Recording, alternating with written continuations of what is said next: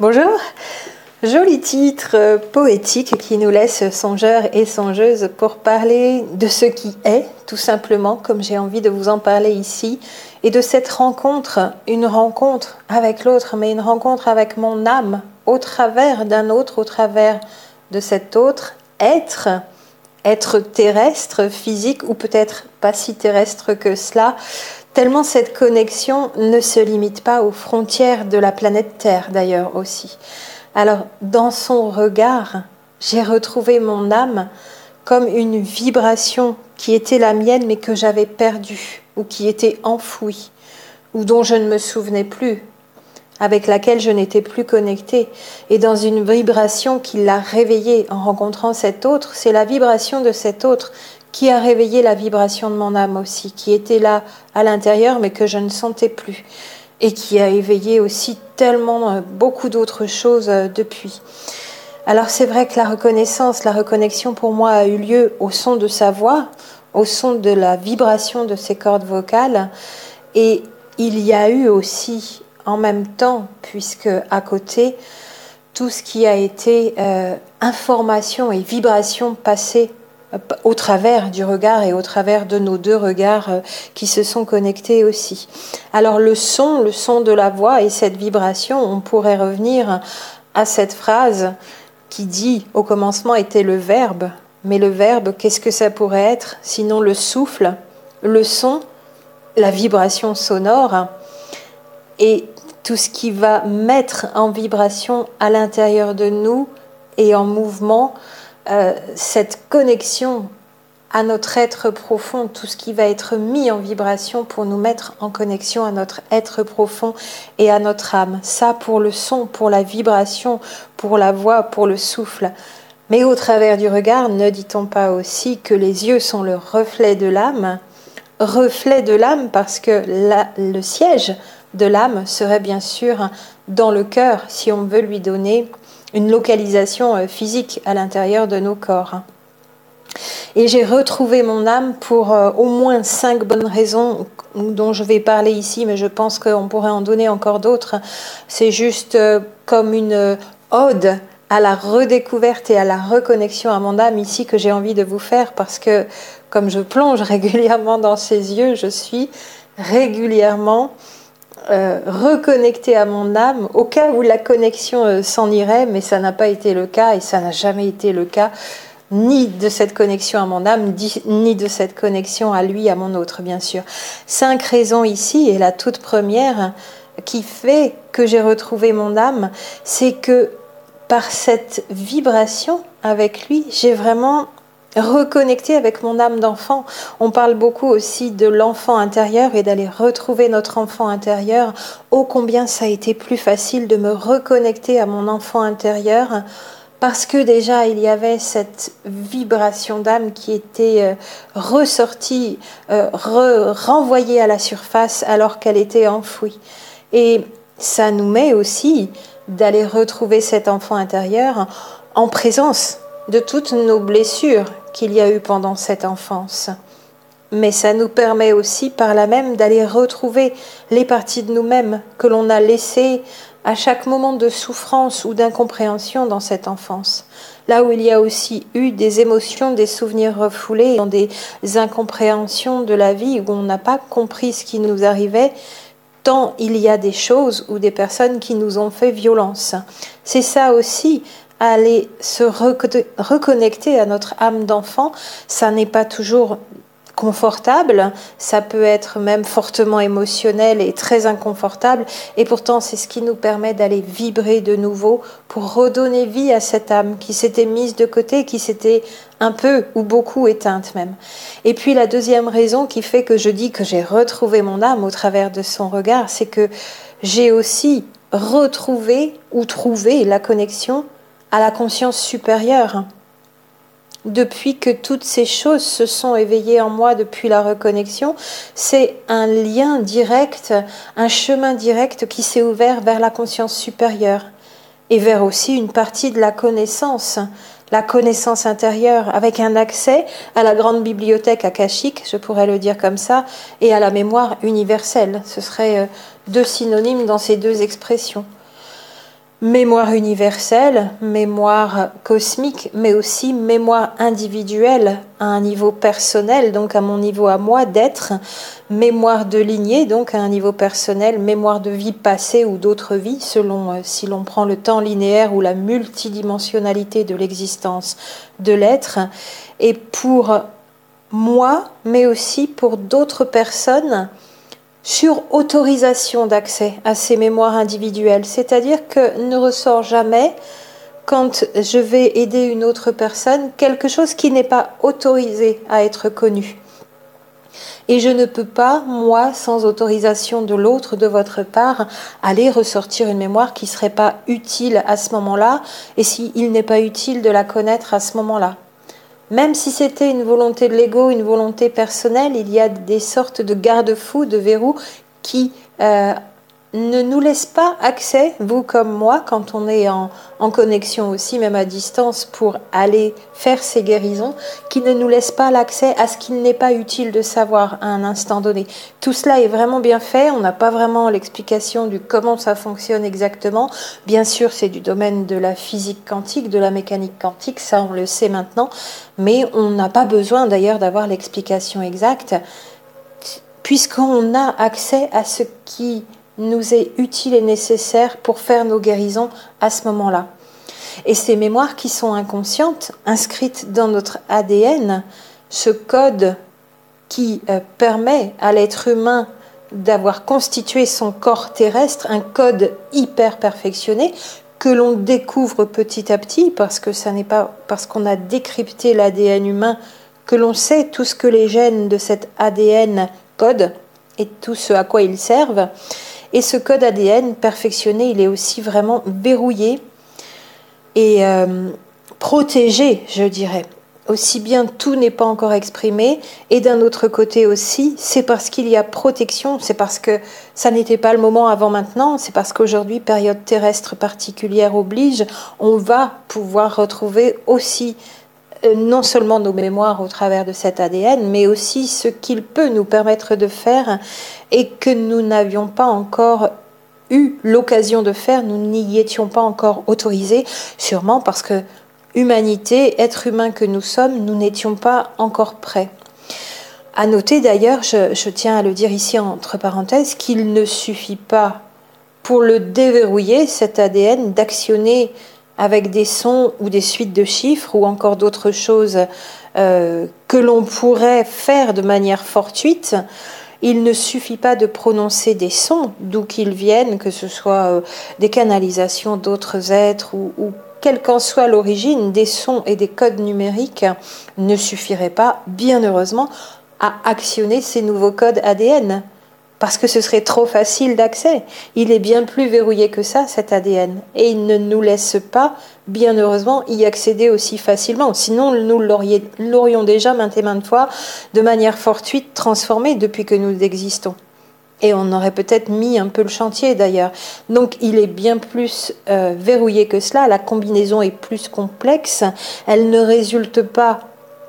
en un son ou en un code numérique ou même en une combinaison des deux, c'est au moins plusieurs combinaisons ensemble avec des correspondances, bien sûr, des interrelations. Donc c'est complexe, mais une fois qu'on a la combinaison, ça se tient bien et ça s'applique bien.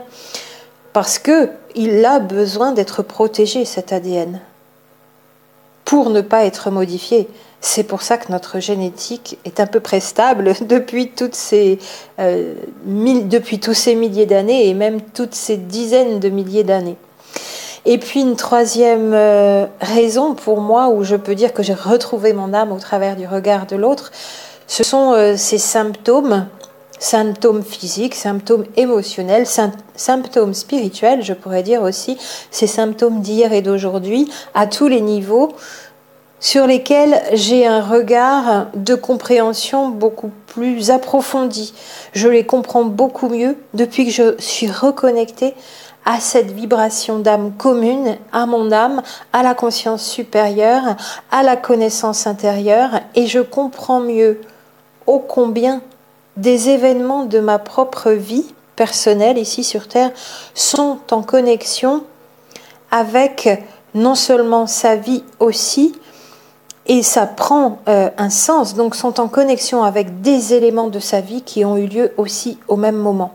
Alors j'avais déjà vu avec vous ces rendez-vous ratés où on aurait pu se retrouver au même endroit dans le monde, même à plus de 15 000 kilomètres d'ici au même moment, et puis ce sont des voyages qui ne se sont pas faits. Il y a eu des événements fâcheux, voire graves, comme un accident de ma fille, j'en avais déjà parlé dans une vidéo, qui m'ont empêché d'aller jusqu'au bout d'un projet qui se préparait depuis déjà près de 2 ans, plus d'1 an et demi, et l'endroit où je devais aller était l'exact endroit à plus de 15 000 kilomètres où il se trouvait lui à l'époque. Et là, c'est intéressant aussi, une fois reconnecté avec toutes ces informations qui ressortent petit à petit de l'intérieur, juste ce qu'il faut, parce que déjà ça fait beaucoup et on aurait peut-être le cerveau qui bouillonnerait bien trop et ce serait pas forcément supportable qu'il y ait plus d'informations. Mais je me rends compte qu'avec cette connexion, dans cette vibration d'âme, il y a des événements de ma vie qui sont liés à ce qui est arrivé dans sa vie au même moment alors que nous ne nous connaissions pas et qui ont créé ces symptômes physiques et symptômes émotionnels qui sont en relation. D'abord symptômes émotionnels d'ailleurs et qui se sont mis dans le corps, donc on a somatisé et qui sont peut-être même pour certains événements plus lourds et plus durs encore, plus en relation avec ce qui s'est passé de son côté à lui dans sa vie, qu'à un moment de ma vie où pour certains événements difficiles, de symptômes physiques qui se sont incrustés littéralement depuis, je n'ai pas d'explication. Ces fameuses maladies physiques auxquelles on ne trouve pas de cause, notamment. Ça pourrait être une piste, pourquoi pas, d'aller comprendre quand il y a ces connexions vibratoires entre deux êtres humains, au-delà du taux vibratoire terrestre, mais sur quelque chose qui, lui, peut perdurer au-delà du plan terrestre, ce que l'on peut appeler l'âme, où il y a plein d'autres noms selon les traditions et les courants spirituels, bien sûr. On aurait là vraiment peut-être une bonne piste d'explication. Et donc, ça permet non pas d'avoir toutes les explications, mais de savoir qu'on est en interaction même à distance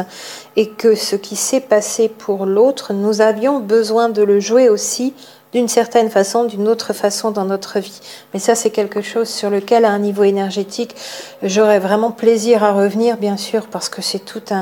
un énorme sujet que je découvre petit à petit, auquel on a peut-être du mal à croire, et même moi, parfois, je fais un pas de recul et je me dis, c'est vraiment délirant, c'est absolument délirant. Et pourtant, les infos me sont envoyées, donc je n'ai pas possibilité de tout vérifier. Et quand je pourrais vérifier, je pense que je pourrais changer le qualificatif délirant et mettre merveilleux ou étonnant, où ça s'explique tout à fait, où ce sont des grandes découvertes de nos fonctionnements vibratoires en tant qu'être humain ou être sur d'autres plans de conscience, plans de matière. On est en vibration et on peut avoir des vibrations communes qui nous ressemblent tellement, qui nous interconnectent, et c'est vraiment pour moi le cas entre les flammes jumelles. Et puis quatrièmement, dans ce que j'entends par avoir été reconnecté à mon âme au travers de son regard, mais c'est aussi le cas à chaque fois que je plonge dans son regard, et même uniquement sur sa photo. C'est moins fort et je peux être plus au calme, tranquille, concentrée que quand je le vois en direct et que j'ai mes yeux qui plongent dans ses yeux, et même à distance, c'est comme si on était à 50 cm, c'est extrêmement fort. Mais cette connexion au niveau du regard, elle existe même si l'autre n'est pas là non plus physiquement présent. C'est moins fort quand même. Et cette reconnexion par le regard, par cette même vibration d'âme, c'est aussi et surtout une transformation physique. On en a parlé dernièrement avec tout ce qui nous arrive, qui sont liés aussi au changement de vibration au niveau de la Terre, la résonance de Schumann. On en parle aussi ici sur la chaîne. Vous retournerez sur les vidéos qui vous donnent les quelques détails. Mais cette reconnexion d'âme, c'est aussi une transformation physique. Et une transformation qui suit comme un nettoyage, comme une mise à jour, comme une remise à zéro pour certains endroits de cet être et de ce corps, de ce biochamp, donc des champs d'énergie biologique qui nous entourent, qui entourent notre corps biologique, notre corps physique. Donc, toute une remise à zéro, toute une mise à jour de ce biochamp à un niveau physique, donc particulièrement, principalement, le champ aurique et les 7 champs qu'il y a comme ça autour du corps physique, donc 1, 2, 3, 4, 5, 6, 7 dans l'ordre, qui ne sont pas des couches qui se posent les unes sur les autres, mais plus des vibrations qui s'interpénètrent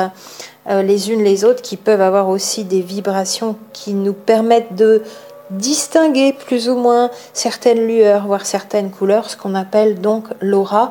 et tout cela pour nous remettre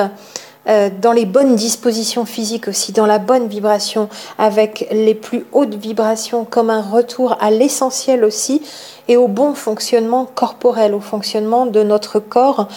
dans une version clarifiée, mise en lumière par des hautes vibrations, vibrations d'amour, vibrations lumineuses. Et nos vibrations, à ce moment-là, et au travers du regard, de nos 2 regards, sont entrées en résonance. Vous savez, comme 2 métronomes que l'on met l'un à côté de l'autre, et au départ, ils ne vont pas forcément dans le même sens. Et puis, il y a un moment, ils vont se synchroniser et avoir l'exact même mouvement parce qu'ils sont entrés en résonance. Ce serait vraiment ça, l'image.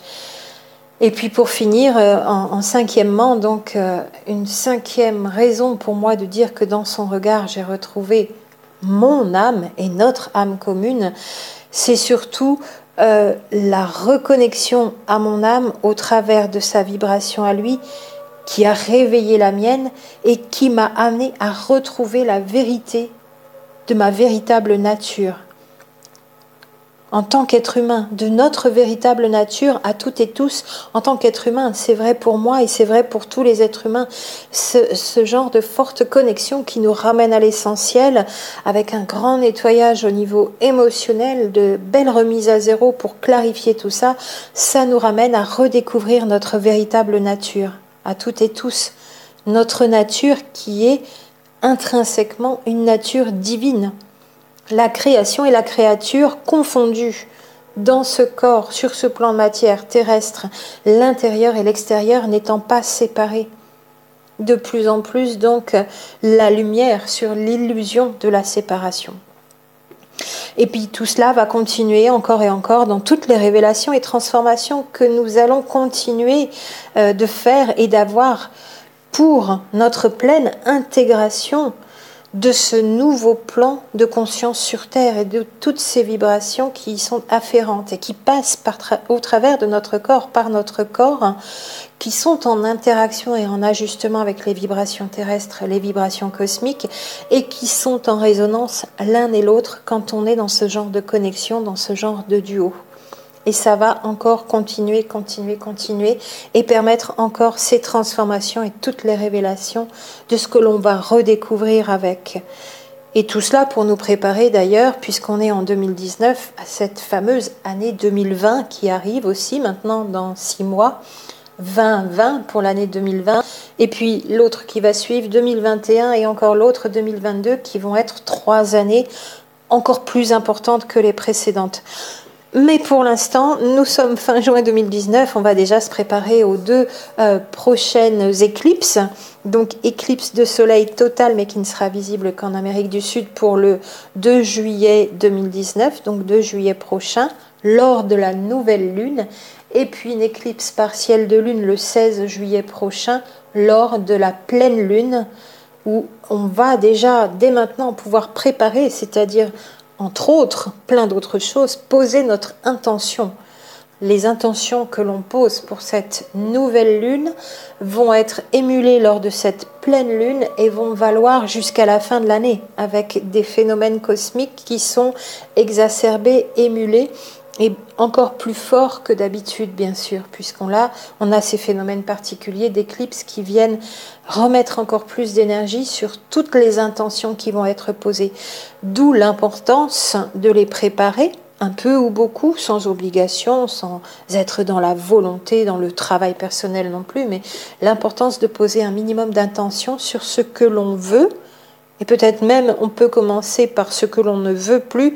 tout en faisant bien attention de poser les intentions bien plus importantes et bien plus nombreuses. On en rajoute et on en rajoute, on fait en sorte que ce soit plus puissant encore, toutes ces intentions de tout ce que l'on veut. C'est cela aussi, préparer les nouvelles lunes et préparer la pleine lune,